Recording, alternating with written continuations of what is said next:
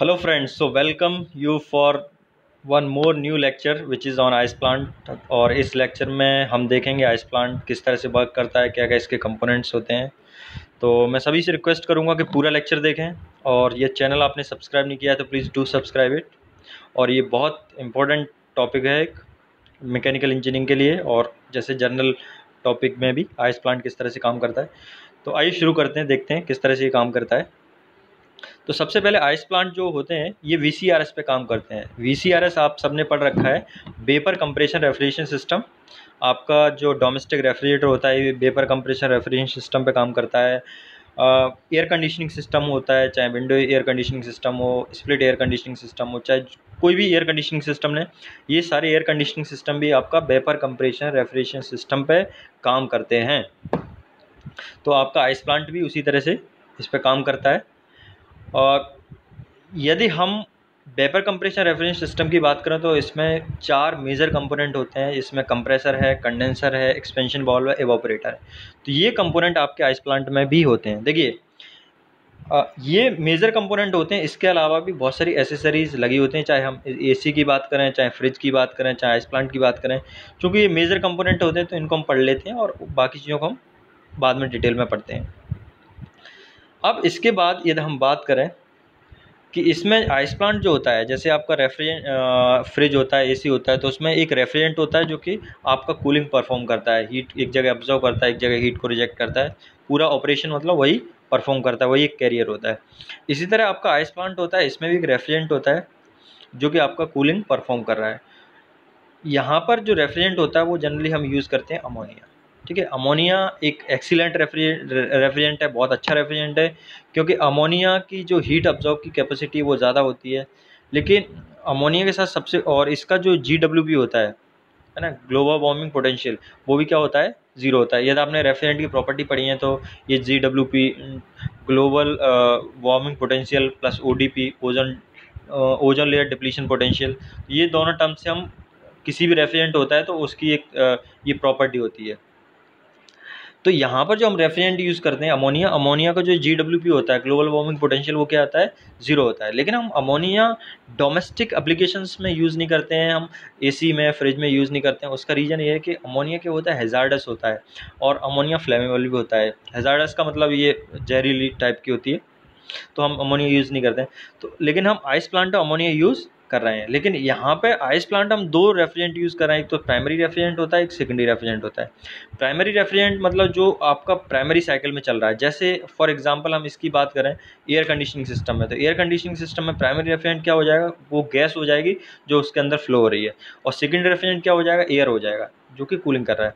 यहाँ पर जो आइस प्लांट है, आइस प्लांट में जो प्राइमरी रेफ्रिजरेंट है वो अमोनिया है, और सेकेंडरी रेफ्रिजरेंट होता है यहाँ पे ब्राइन सॉल्यूशन होता है। ब्राइन सॉल्यूशन बेसिकली एक सॉल्यूशन होता है जिसमें हम वाटर मिला देते हैं तो वो ब्राइन सॉल्यूशन बन जाता है। यहाँ पे हम इथाइल ग्लाइकोल प्लस वाटर, इस तरह के ब्राइन सॉल्यूशन आइस प्लांट में यूज़ करते हैं। अब इसमें इसका हम डिस्कशन है ना 2 पार्ट में डिवाइड कर देते हैं। एक पार्ट से हम पढ़ेंगे क्या क्या इसके कंपोनेंट है, दूसरा हम पार्ट पढ़ेंगे वर्किंग की। तो आइए हम कंपोनेंट्स का पार्ट देखते हैं। कंपोनेंट में आप देखोगे तो सबसे जो पहला कंपोनेंट है आपका, पहला कंपोनेंट है, होल्ड ऑन, पहला कंपोनेंट है आपका, पहला कंपोनेंट है आपका। तो कंपोनेंट्स की हम बात करते हैं, हाँ सॉरी। तो पहला कंपोनेंट है इसका, पहला कंपोनेंट आपका आइस का कैबिनेट है, जहाँ पे आपका आइस का फॉर्मेशन होता है। तो आप देख रहे हो ये आइस का कैबिनेट है, और ये जो डैश लाइन से मैंने शो किया है, ये डैश लाइन से बेसिकली मैंने शो किया है ब्राइन सॉल्यूशन को। ठीक है, तो ये ब्राइन सॉल्यूशन हो गया। अभी मैं कंपोनेंट की बात कर रहा हूँ, उसके बाद में आऊँगा इसकी वर्किंग वाले पार्ट पे। ये आपका आइस क्यूब्स हैं, आइस कैंस हैं, जिसके अंदर आपका आइस, इसमें वाटर फिल करते हैं, और वो वाटर किस में चेंज हो जाता है, आइस में चेंज हो जाता है। यहाँ पर ये इस तरह का प्रैक्टिकल वो देख सकते हैं, प्रैक्टिकली किस तरह का ये जो सिस्टम होता है आइस कैंस वाला, ये इसमें पिक से शो किया है मैंने। इसके बाद इसमें यहाँ पे एवापोरेटर लगा है। ठीक है, एवापोरेटर से ब्राइन सॉल्यूशन आ रहा है इसमें, ये पूरा ब्राइन सॉल्यूशन का सेटअप लगा हुआ है। एवापोरेटर से ब्राइन सॉल्यूशन ठंडा होकर आ रहा है, पंप से फिर जा रहा है। तो ये एक सेटअप ये है। फिर एवापोरेटर के बाद एवापोरेटर आपका कनेक्टेड है कंप्रेसर से। ये कंपोनेंट एक तरह से पढ़ते आ रहे हैं। कैबिनेट होगा जहाँ पे आइस बन रही है, आइस कैंस हो गए, एवापोरेटर हो गया, पंप हो गया, कंप्रेसर हो गया। कंप्रेसर आपका कंडेंसर से कनेक्टेड है, कंडेंसर आपका कनेक्ट होगा, हाँ कंडेंसर कनेक्ट होगा कूलिंग टावर से, कूलिंग टावर से और कूलिंग इसमें फिर आपका जो ये कूलिंग टावर है, आप यहाँ पे ये पिक्स में देख रहे हो, ये कूलिंग टावर है। जनरली हम इसमें जो आपके आइस प्लांट्स होते हैं उसमें हम वाटर कूल्ड कंडेंसर यूज़ करते हैं। कंडेंसर का बेसिकली काम होता है हीट को रिजेक्ट करना, और यहाँ पे वाटर कूल्ड कंडेंसर यूज़ करते हैं। यदि आपने कंडेंसर पढ़ना चाहते, समझना चाहते, तो मैंने एक और लेक्चर इस पर बनाया है कि कंडेंसर किस तरह से काम करते हैं और कितने टाइप के कंडेंसर्स होते हैं। तो यहाँ से हम अब आगे बढ़ते हैं। कंडेंसर से ये कनेक्टेड होता है आपका एक्सपेंशन वाल्व। तो ये मोटे मोटे आपको कंपोनेंट सारे पता चल गए। अब अभी मैंने किसी कंपोनेंट का क्या फंक्शन है ये नहीं बताया है, ये मैं बताऊंगा आपको तब जब मैं इसकी वर्किंग वाले पार्ट पे आ रहा हूँ। ठीक है, अब मैं इसके वर्किंग वाले पार्ट पे आता हूँ। तो इसमें वर्किंग पढ़ने के लिए हम इसको 3 साइकिल में डिवाइड कर देते हैं। एक तो रेफ्रिजरेंट की साइकिल है, एक आपका ब्रांच सॉल्यूशन की साइकिल है, और एक आपका जो कूलिंग वाटर है कंडेंसर में उसकी साइकिल। ठीक है, तो सबसे पहले हम देखते हैं जो रेफ्रिजरेंट की साइकिल है उसको देखते हैं। ठीक है, तो हम रेफ्रिजरेंट की साइकिल को देखने के लिए हम क्या करते हैं, इसको यहाँ से स्टार्ट करते हैं एवापोरेटर से। ठीक है, हम एवापोरेटर से स्टार्ट करते हैं। एवापोरेटर से रेफ्रिजरेंट जब बाहर जा रहा होगा तो उसका लो टेम्परेचर होगा, लो प्रेशर होगा, लेकिन जब एवापोरेटर से बाहर रेफ्रिजरेंट जाएगा तो किसकी फॉर्म में होगा, गैस की फॉर्म में। ठीक है, later that gas is made to pass through the compressor, फिर उस गैस को हम कंप्रेसर में पास कराते हैं। And what happens in the compressor, compressor compresses that gas into high pressure and high temperature gas. तो कंप्रेसर क्या करेगा, उस गैस को हाई प्रेशर और हाई टेम्परेचर वाली गैस में चेंज कर देगा। ठीक है, फिर कंप्रेसर, और कंप्रेसर को हम रन कैसे कराते हैं, कंप्रेसर बेसिकली किसी मोटर से कपल होता है या इंजन से कपल होता है, वहाँ से आप पावर देते हो और वो पावर बेसिकली कंप्रेसर क्या किस में चेंज कर देता है, प्रेशर एनर्जी में चेंज कर देता है। तो जो रेफ्रिजरेंट आ रहा है गैस की फॉर्म में, उसका प्रेशर बढ़ जाएगा, टेम्परेचर बढ़ जाएगा। इसके बाद ये जो रेफ्रिजरेंट है इसको हम पास कराते हैं कंडेंसर में। अब देखिए जो कंप्रेसर से रेफ्रिजरेंट गया, तो कंप्रेसर से जब रेफ्रिजरेंट गया तो वो गैस की फॉर्म में है, और उसका गैस का जो टेम्परेचर है वो ज़्यादा है, प्रेशर ज़्यादा है। जैसे ही वो कंडेंसर से पास होगा तो वो गैस का कंडेंसेशन हो जाएगा। अब कंडेंसेशन होने का मतलब ये होता है कोई भी गैस का लिक्विड में चेंज होना। अब कंडेंसेशन होने के लिए क्या चाहिए, गैस को जब लिक्विड में चेंज होना है तो गैस को हीट अपना रिजेक्ट करना पड़ेगा, मतलब गैस को आप ठंडा करोगे तो वो लिक्विड में चेंज हो जाएगी। अब यहाँ पे ठंडा करने के लिए हम यूज़ करते हैं वाटर। क्या यूज़ करते हैं, वाटर। जैसे आपने इस पिक्स में देख रहे हो, ये आपने कहीं मतलब ये इस तरह का सेटअप देखा हो जिसमें पानी ऊपर से टपकता रहता है, पानी ऊपर से नीचे स्प्रे होता रहता है, और ट्यूब्स के अंदर क्या फ्लो होता है, रेफ्रिजरेंट फ्लो होता है। अब जो रेफ्रिजरेंट कंप्रेसर से आया है उसका प्रेशर और टेम्परेचर ज़्यादा होगा। वाटर जो ऊपर से आप स्प्रे करा रहे हो, वाटर जो बेसिकली क्या होता है, कंडेंसर में ट्यूब्स होती हैं, ट्यूब्स के अंदर रेफ्रिजरेंट फ्लो होता है, ट्यूब के बाहर पानी फ्लो होता है। तो ट्यूब के अंदर जो रेफ्रिजरेंट फ्लो हो रहा है उसका टेम्परेचर प्रेशर ज़्यादा है, और बाहर जो पानी फ्लो हो रहा है उसका टेम्परेचर कम है। तो हीट का फ्लो हो गया रेफ्रिजरेंट से वाटर की तरफ। तो जो रेफ्रिजरेंट है वो रेफ्रिजरेंट गैस में एंटर किया था, गैस किस में चेंज हो गया, लिक्विड में चेंज हो गया। ठीक है, तो कंडेंसर से जो लिक्विड है वो किस में आया, कंडेंसर से वो लिक्विड आया आपका एक्सपेंशन वाल्व में। ठीक है, कंडेंसर से वो लिक्विड कहाँ आया, एक्सपेंशन वाल्व में। अब देखिए कंडेंसर से जो लिक्विड एक्सपेंशन वाल्व में आ रहा है, तो कंडेंसर से जो लिक्विड आ रहा है एक्सपेंशन वाल्व में उसका क्या होगा, प्रेशर हाई होगा। ठीक है, और वो किस फॉर्म में होगा, लिक्विड फॉर्म में होगा।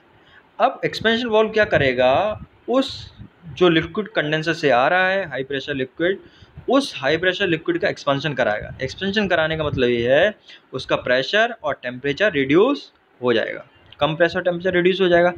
अब कम प्रेशर टेम्परेचर वाला जो रेफ्रिजरेंट है उस रेफ्रिजरेंट को हम फिर पास कराते हैं यहाँ पे इवापोरेटर। कहाँ पे पास कराते हैं, इवापोरेटर। तो बहुत माइनस में उसका -10 -12 डिग्री सेल्सियस टेम्परेचर इस तरह का रहता है, उसको आपने इवापोरेटर में पास करा है। अब इवापोरेटर के अंदर क्या सेटअप होगा, इवापोरेटर की जो ट्यूब्स हैं उसमें रेफ्रिजरेंट फ्लो हो रहा होगा अंदर, और ट्यूब के बाहर क्या फ्लो हो रहा होगा, ब्रांच सॉल्यूशन फ्लो हो रहा होगा, है ना, जो कि सेकेंडरी रेफ्रिजरेंट का काम कर रहा है। तो क्या करेगा, जो इवापोरेटर के अंदर ट्यूब से अंदर रेफ्रिजरेंट फ्लो हो रहा है, उसका टेम्परेचर चूँकि कम है तो बाहर ब्राइन सॉल्यूशन से वो हीट को क्या करेगा, ऑब्जर्व करेगा। अब आप एक कहानी और देखिए इसमें, जो रेफ्रिजरेंट आ रहा है ट्यूब के अंदर उसका प्रेशर कम है और कम प्रेशर में वो हीट ऑब्जर्व करेगा तो वो बॉयल हो जाएगा। बॉयल होने का मतलब ये है वो कम प्रेशर की वजह से कम टेम्परेचर पे ही लिक्विड से किस में चेंज हो जाएगा, गैस में चेंज हो जाएगा। तो इवेपोरेटर में क्या होता है, रेफ्रिजरेंट लिक्विड की फॉर्म में एंटर करता है, हीट ऑब्जर्व करता है, ऑब्जर्व करने का तो किस में चेंज हो जाता है, गैस में चेंज हो जाता है, और फिर वो गैस कहाँ से कहाँ भेज देते, दोबारा कंप्रेसर में भेज देते। तो ये आप साइकिल देख पा रहे हो, मैंने जो रेड कलर के एरो है इससे आपका ये प्राइमरी रेफ्रिजरेंट की साइकिल को आपको शो किया है। ठीक है, तो ये साइकिल कंप्लीट होती है। अब इसके बाद हम देखते हैं दूसरी साइकिल। दूसरी साइकिल कौन सी है, आपका ब्राइन सॉल्यूशन वाली साइकिल।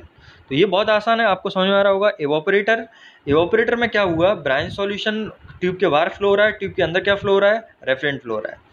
अब ब्राइन रेफ्रिजरेंट ने ब्राइन सॉल्यूशन से हीट को ऑब्जर्व किया तो ब्राइन सॉल्यूशन का टेम्परेचर हो गया कम।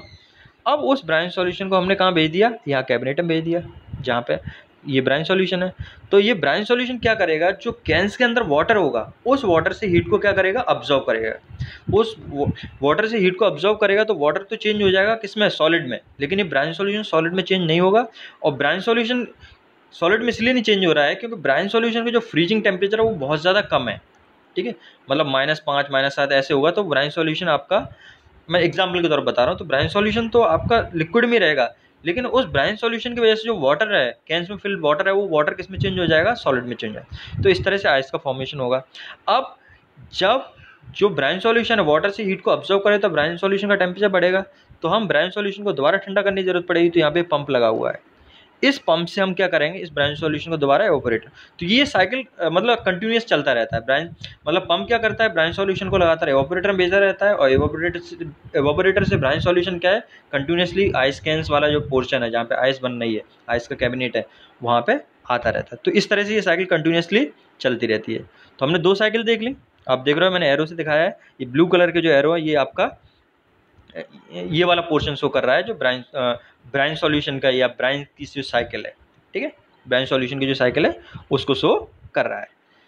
अब इसके बाद तीसरी जो साइकिल है वो है आपका यहाँ पर, ये कूलिंग वाटर की साइकिल।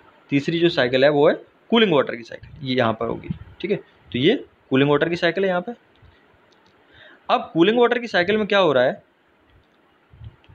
आप देखो, हाँ ये तो मैंने इसका बता दिया आपको। फिर कूलिंग वाटर की साइकिल, तो कूलिंग वाटर की साइकिल में क्या है, यदि आप देखोगे आपको यहाँ पे फोकस करना है इस जगह पे। ठीक है, तो कूलिंग वाटर की साइकिल में क्या हो रहा है, कूलिंग वाटर की साइकिल में आप देखेंगे तो कोल्ड वाटर आ रहा है, इस तरफ से कोल्ड वाटर आ रहा है, यहाँ पे कोल्ड वाटर आ रहा है, और ये कोल्ड वाटर का कंडेंसर में एंटर कर रहा है। तो कंडेंसर में जब कोल्ड वाटर एंटर करेगा, कंडेंसर की ट्यूब के बाहर और ट्यूब के अंदर रेफ्रिजरेंट फ्लो हो रहा होगा। तो ये जो कोल्ड वाटर एंटर कर रहा है ये हीट को कैप्चर करेगा, या फिर बोलूँ मैं जो ट्यूब्स के अंदर हीट फ्लो हो रही है उसकी हीट को ऑब्जर्व करेगा। तो जब हीट कोल्ड वाटर ऑब्जर्व करेगा तो कोल्ड वाटर का टेम्परेचर बढ़ जाएगा। ठीक है, तो जो कोल्ड वाटर इसका टेम्परेचर बढ़ा, उस कोल्ड वाटर को फिर हम कहाँ भेज देते हैं, कूलिंग टावर में भेज देते हैं। आप देखोगे इसको हमने कूलिंग टावर में भेज दिया। ठीक है, तो कूलिंग टावर में क्या करते हैं, वाटर को ऊपर से स्प्रे कराते हैं, नीचे से एयर को फ्लो कराते हैं। तो जब नीचे से एयर जाती है, ऊपर से वाटर को स्प्रे कराते हो, तो आपका क्या होता है, वाटर की कूलिंग होती है। तो वो वाटर नीचे फिर दोबारा से कलेक्ट हो जाएगा और उसी वाटर को हम बार बार यूज़ करते हैं। तो कंडेंसर की इसमें जो कूलिंग वाटर की साइकिल, इसमें क्या हुआ, कूलिंग वाटर आया कंडेंसर में एंटर किया, तो उसने रेफ्रिजरेंट की हीट को ऑब्जर्व किया, वो हीट हुआ, वो वार्म वाटर में कन्वर्ट हुआ है, हॉट वाटर में कन्वर्ट हुआ। उस हॉट वाटर को हम कूलिंग टावर में स्प्रे कराते हैं, और कूलिंग टावर में जब आप स्प्रे कराओगे तो उस वाटर का टेम्परेचर क्या हो जाएगा, रिड्यूस हो जाएगा, ठंडा हो जाएगा। फिर वो उस ठंडे पानी को हम दोबारा से कहाँ, कंडेंसर भेजते हैं। तो इस तरह से ये तीनों साइकिल कंप्लीट होती हैं। आपको देख पा रहे हो, ये मैंने अब यहाँ पे सर्किट दिखाया भी है कलर से, ये तीनों साइकिल किस तरह से आपका जो तीनों साइकिल हैं ये हो रही हैं। ठीक है, तो ये आपको समझ में आ गया। एक मैं मोटे मोटे तौर पे समराइज करूं तो एक आपका हो गया रेफ्रिजरेशन की साइकिल, प्राइमरी रेफ्रिजरेशन की साइकिल, दूसरा ब्राइन सॉल्यूशन की साइकिल, तीसरा कूलिंग वाटर की साइकिल। और ये तीनों साइकिल काम किस तरह से करती हैं ये मैंने बहुत अच्छे से, मुझे लगता है, समझा दिया है। आगे बढ़ते हैं। कंपोनेंट क्या होते हैं आइस प्लांट के, बता चुका हूँ इसमें डायग्राम के थ्रू, इसको दोबारा से बताने की ज़रूरत नहीं। कंप्रेसर है, कंडेंसर है, आपका इवोपरेटर है, आइस कैंस हैं, ब्राइन सॉल्यूशन है, कूलिंग टावर है, एक्सपेंशन डिवाइसेस हैं। ठीक है, तो ये हो गया। अब आइस प्लांट में, और इस आइस प्लांट के बारे में देखें तो आइस प्लांट अमोनिया यूज़ करते हैं एज ए प्राइमरी रेफ्रिजरेंट, और सेकेंडरी रेफ्रिजरेंट में क्या यूज़ करते हैं, ब्राइन सॉल्यूशन यूज़ करते हैं। ठीक है, तो brine solution basically ammonia brine solution को ठंडा करती है, और ब्राइन सॉल्यूशन किसको ठंडा करता है, पानी को ठंडा करता है। और हमने रेफ्रिजरेशन सर्किट देख ली, रेफ्रिजरेशन सर्किट में रेफ्रिजरेंट फ्लो होता है, कंडेंस मतलब ये मैं बता चुका हूँ, इसको रिपीट करने की जरूरत नहीं। कूलिंग वाटर की सर्किट भी देख ली है, ब्राइन सॉल्यूशन की भी सर्किट हम देख चुके हैं, ये किस तरह से काम करता है। सर्किट बोल सकते हैं, साइकिल बोल सकते हैं, दोनों का मीनिंग सेम है। अब ब्राइन सॉल्यूशन क्यों यूज़ करते हैं, ब्राइन सॉल्यूशन यूज़ करने का एक फ़ायदा तो ये है कि आपका जो रेफ्रिजरेंट यूज़ कर रहे हैं उसकी क्वांटिटी कम है, और ब्राइन सॉल्यूशन की क्वांटिटी ज़्यादा है। क्वांटिटी ज़्यादा है तो उससे क्या होगा, जो थर्मल का वेरिएशन है, टेम्परेचर का वेरिएशन है, वो ज़्यादा नहीं होंगे। दूसरा क्या है कि जहाँ पे आइस बन रही है वहाँ पे अमोनिया नहीं आना चाहिए। अमोनिया इसलिए नहीं आना चाहिए कि इनकेस वहाँ पे लीकेज हुआ या कुछ इस तरह की बात हुई तो वहाँ दिक्कत हो जाएगी। तो हम क्या करते हैं, उस कैबिनेट से, उस चैम्बर से जहाँ पे आइस बन रही है वहाँ से अमोनिया को दूर रखना चाहते हैं, तो इसलिए हम सेकेंडरी रेफ्रिजरेंट वहाँ पे यूज़ करते हैं, क्योंकि उस कैबिनेट में अमोनिया नहीं जाएगा। तीसरा क्या है, मेंटेनेंस वगैरह का काम जो होता है वो ईजी हो जाता है, क्योंकि यदि आपका मान लो अमोनिया वाला प्लांट ही गड़बड़ हुआ तो ये वाला प्लांट को आप सेपरेट उससे कर सकते हो। ठीक है, होल्ड बता दिया मैंने, लार्ज मास फ्लो रेट है, ये सारी चीज़ें मैं आपको बता चुका हूँ। तो ब्राइन मतलब प्रैक्टिकली इसी तरह से करते हैं, जब आपको ज़्यादा कूलिंग करना होता है या वो करना होता है तो प्राइमरी रेफ्रिजरेंट हम सेकेंडरी रेफ्रिजरेंट को ठंडा करते हैं, और सेकेंडरी रेफ्रिजरेंट फिर जहाँ पे जो भी इफेक्ट आपको प्रोड्यूस करना होता है वो प्रोड्यूस करता है। So this is it. Thank you for watching. Please do subscribe channel and do comment. You can ask me anything, और मैं कोशिश करूँगा आप क्वेश्चन पूछोगे तो उसको आंसर